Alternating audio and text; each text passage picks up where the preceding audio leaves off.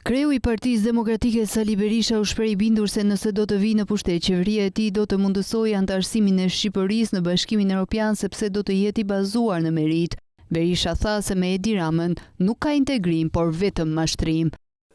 Edi Rama e dorëzon me 12 maj dhe i garantoi shqiptarët se për qeverinë e ardhshme tonë, objektivi numër 1 do jetë integrimi i Shqipërisë në Bashkimin Evropian. I dha Shqipërisë heqjen e vizave, i dha Shqipërisë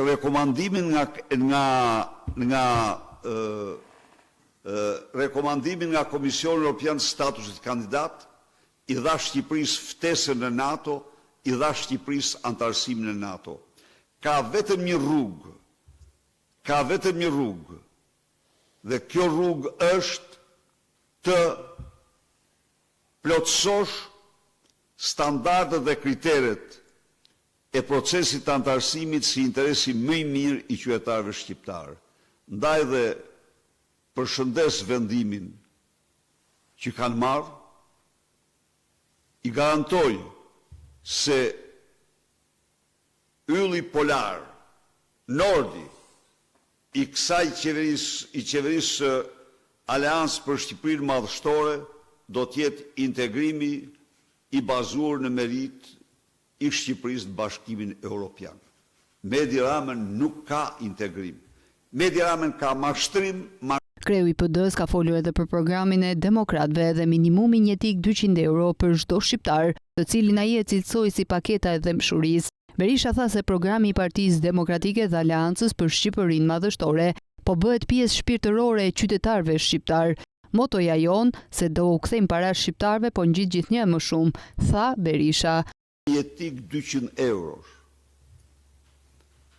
Rritja e pensioneve me 20%. Rritja e rrogës minimale me 20%. Rritja e rrogës mesatare në 1200 euro. Karta e konsumatorit për pensionistët dhe rrogultit kanë patur një impakt shumë pozitiv. Çdo ditë unë marr pyetje nga kategori të ndryshme, njerëz të braktisur, njerëz në nevojë. Një nën më drejtohej. Jam me 2 fëmijë. A do përfitoj unë për fëmijët e saj jetim? Do përfitoj 200 euro për fëmijë. Po, fëmijët jetim do të përfitojnë 200 euro që të gjithë. Do ketë pra. Gjithashtu Berisha është shprehur se kur të vinë në pushtet do të presin me gëshër dorën e atyre që guxojnë të prekin paratë e qytetarëve shqiptar.